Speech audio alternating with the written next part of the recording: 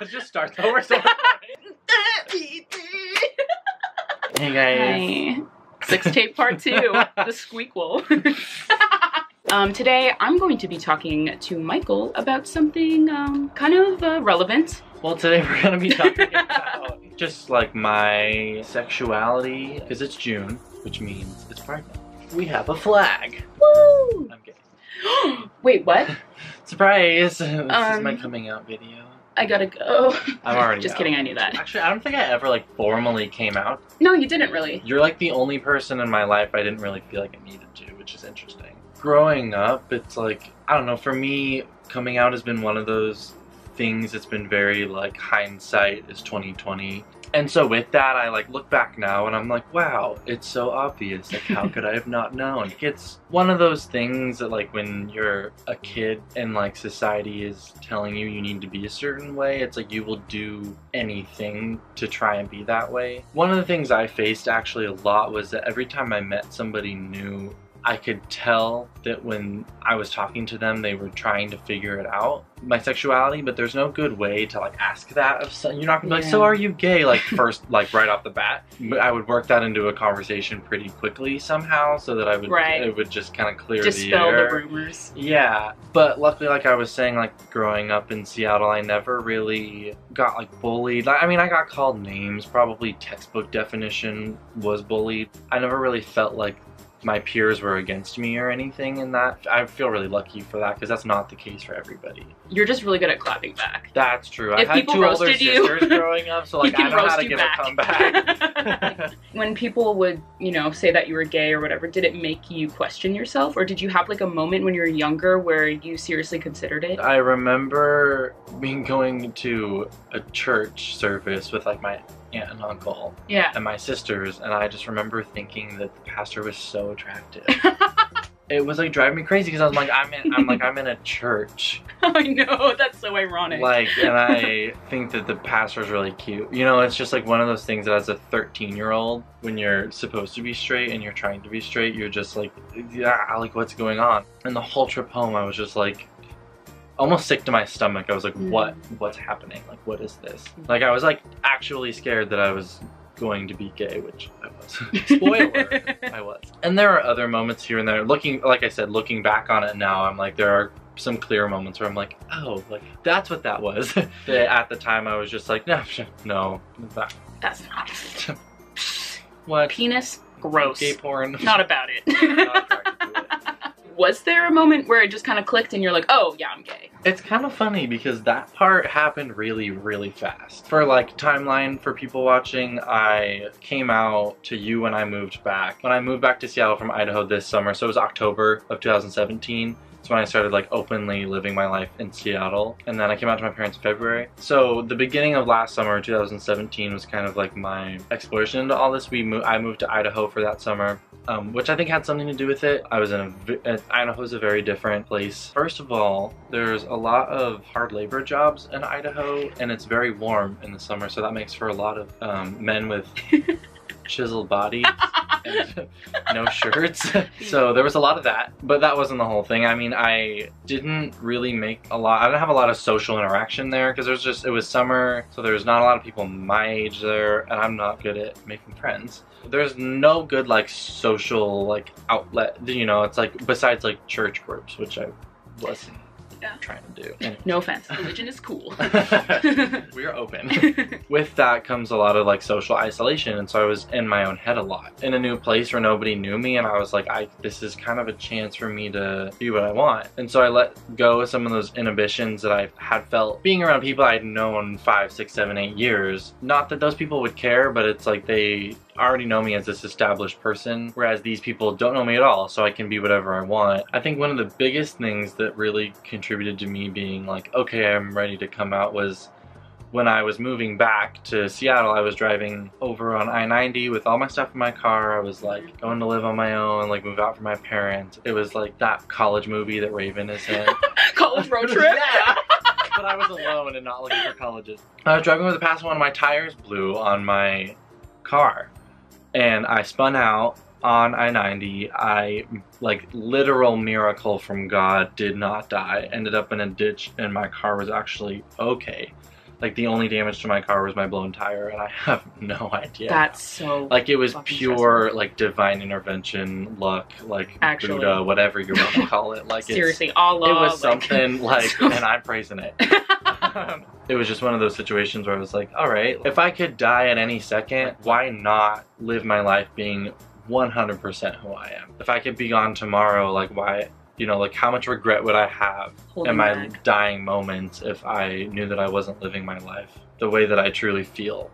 Well, it's funny because that day, actually, I hung out with Marissa, which is one of my really good friends. And I just kind of started telling her about the sexuality exploration, I guess is what I was calling it at the time. But I do remember hesitating saying that, finding other ways to say it, exploring my sexuality, like being attracted to men, or even... Curious. Bisexual, or which at this point every guy's like, before they're ready to come out, they're like, maybe I'm bi, because a lot of people are bi now, which is great. Cool, let's be fluid. Sexuality is a spectrum. We don't care. You're either gay or you're straight. There's no in between. No bi people, get out. Bye-byes.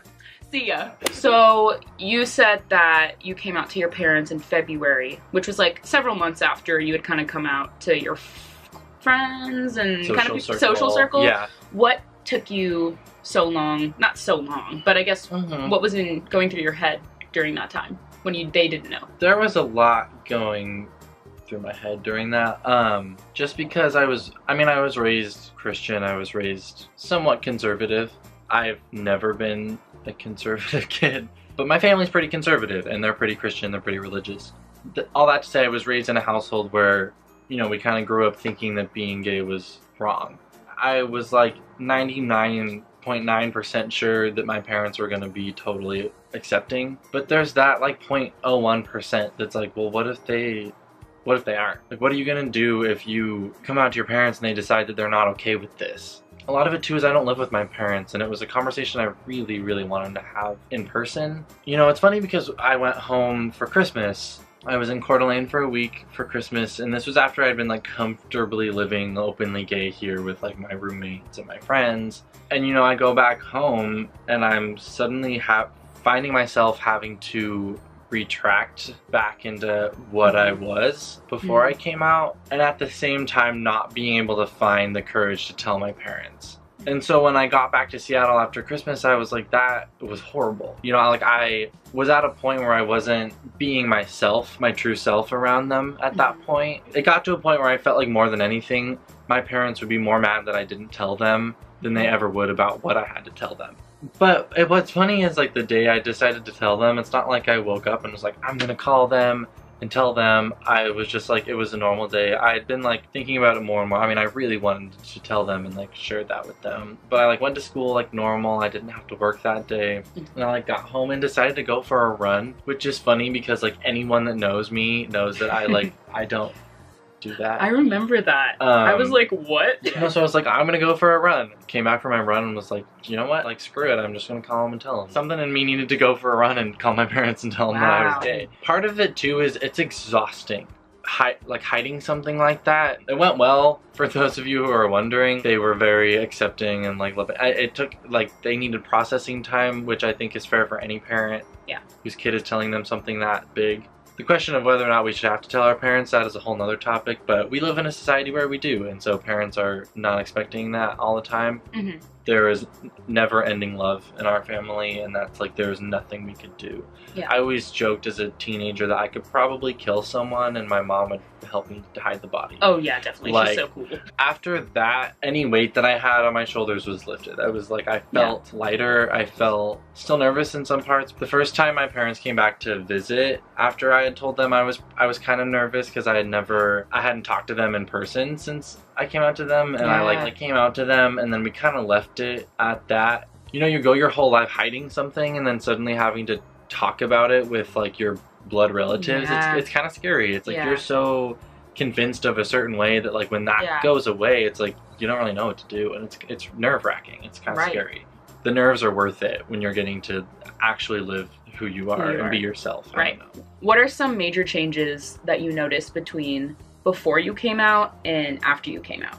Biggest things I noticed right off the bat is I was a lot more comfortable around men in general. I didn't have to hold anything back around guys all of a sudden, because before I was like, to not deal with this, we'll just like have minimal interaction with men. There was a lot of weird things that I don't think I really noticed that I did that I was able to let go of. You know, Spotify like displays what you're listening to your friends that follow you. If I was listening to something like... Wait, it does that? Yeah. I didn't know that. Can you turn that off? I think you can. Oh no, I hope my friends haven't seen. I listen to like Hannah Montana all the time. Well, that's the thing, is I would listen to like ABBA or like Adele. Like clearly or like, gay artists. yeah, like up here like jamming out to Born This Way. And, like, and so that was one of the things. It was like one of those things where I was like, well, it doesn't matter what I listen to. Not that it mattered before, but I was like, now I don't care that other people know what I'm listening to, because it doesn't matter. Outward confidence in general grew. It was clear that there was that fear that I was holding on to of what other people were thinking about my sexuality was just gone. She saw all of this firsthand, because we had had countless conversations about my sexuality before I came out and speaking for you, but I think you could really get a sense of that internal struggle I was having that I wasn't being completely truthful about. Because we would have a lot of talks, and I could tell that there was this kind of struggle with something. I trusted you. Like, if you said you were straight, you're straight. Like, it's nobody's business but your own. So I knew, like, respect your boundaries, and like, everyone is confused about themselves too. Like, I went through a period where I was like, I don't know. So I feel like it's so deeply personal. How has dating changed for you? First of all, I started dating, so that was the biggest thing. True. I literally like never. I had one girlfriend. Other than that, I didn't date. So that was one of the really exciting things for me, is I was like, oh, I can like download Tinder and like go on dates, honestly. And so that was really interesting, and with that, I quickly learned how much it sucks to date. That's a whole nother video. Yeah, true. We will do that. We will make a dating video. Let us know if you want that video, because I could talk for a long time about dating. And it's hard, because I'm a very, like, hopeless romantic. Like, I want to find the one guy in my life and get married and, like, not have kids. Not have kids.